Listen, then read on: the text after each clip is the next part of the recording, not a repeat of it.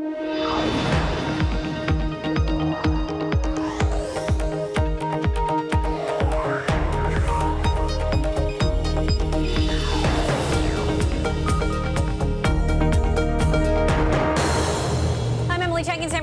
this is Bloomberg Technology. Coming up in the next hour, is it a new era for Tesla? The company picks an insider to replace Elon Musk as chair. Robin Denholm assumes the role. Is she right for the job? Plus, Google's employees took to the streets demanding the company clean up its act when it comes to sexual harassment. Now, Google is dramatically reshaping how it handles complaints. Will it be enough to keep workers happy? And Lime is beeping up its C-suite with its first chief operating officer. He will join us here to discuss whether scooter sharing is really the next big thing. But first, to our top story. Tesla is appointing Robin Denholm to succeed Elon Musk as the company's chair. The move marks an end to the era of Musk's 14 years in the chairman's seat, although he will remain Tesla's CEO. Denholm will take over immediately, leaving her role as CFO of the Australian telecom Telstra. Joining us now to discuss this move, Nomura Instinet senior analyst Romit Shah. Also with us, Bloomberg Business Week's Max Chafkin. Max, tell us everything we need to know about Robin Denholm. Well, so she's kind of an interesting choice because she's been on the board for a while, so she obviously has a relationship with Elon Musk and knows the company well.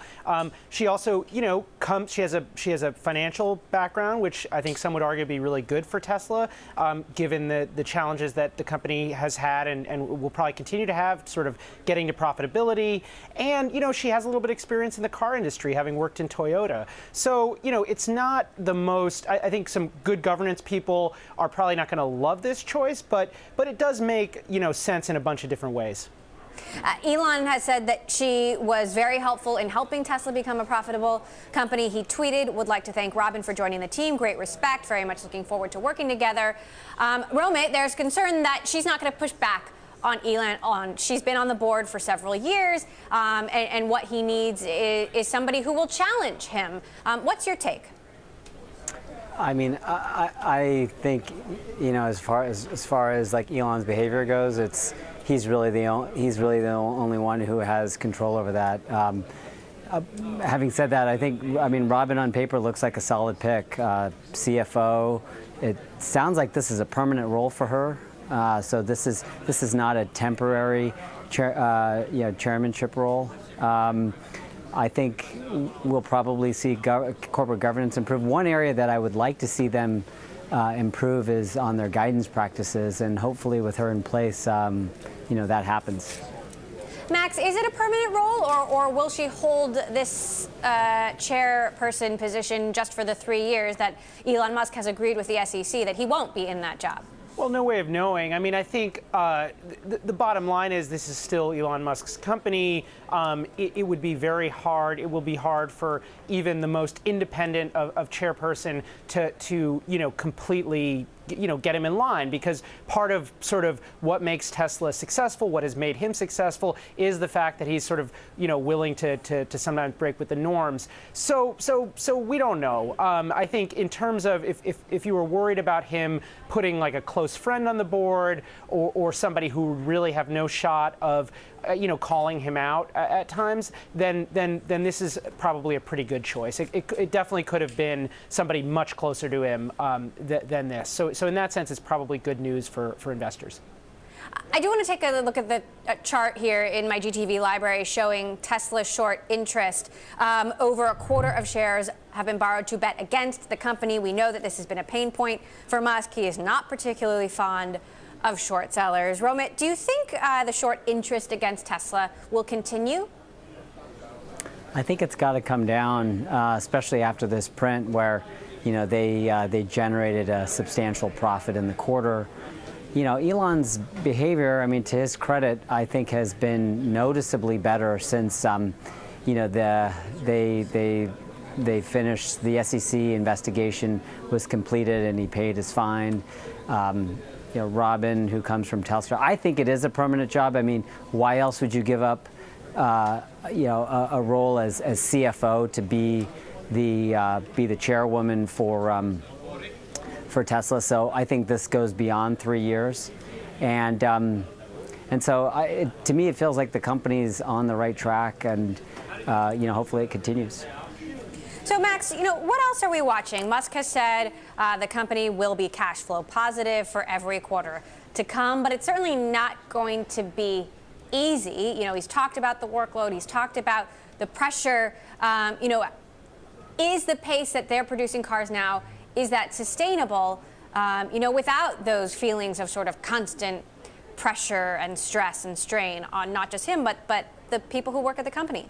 I mean, it seems like that things are improving. I mean, I don't think they're if you look at the numbers, I mean, they're not maybe quite as high as Tesla had wanted them to be, but it does feel like they've reached some kind of sustainable pace where they're manufacturing a lot of cars.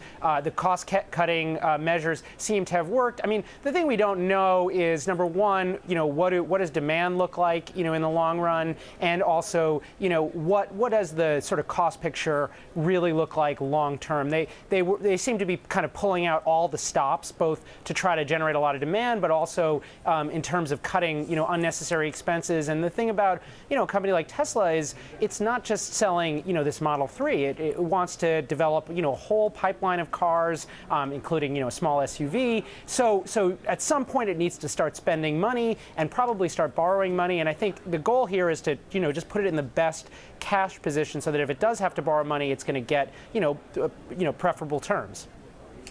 Romit, what is your estimation of the longer-term demand and the longer-term cost picture? I think the sky's the limit for the company. I mean, today they're run rating at about 350,000 cars per year. The market opportunity is 100 million units. Now, you could say, well, it's a luxury car maker, but even then, Tesla is just a small fraction of a 10 million unit luxury car market. They've taken a tremendous amount of market share from some very solid car companies this year in Model 3. In fact, the share gains that they've shown in Model 3 so far mirror what they've been able to do with their premium sedan, the Model S. And they have, for a company that has done so well, they're just going to start selling their Model 3 in Europe and China. All of that's in front.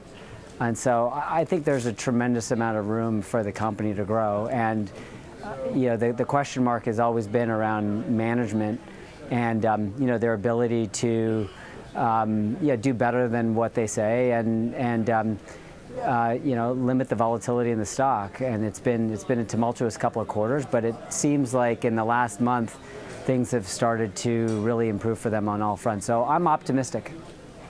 There is competition, though, Romit. Other automakers are wising up and making alternatives to what Tesla is offering.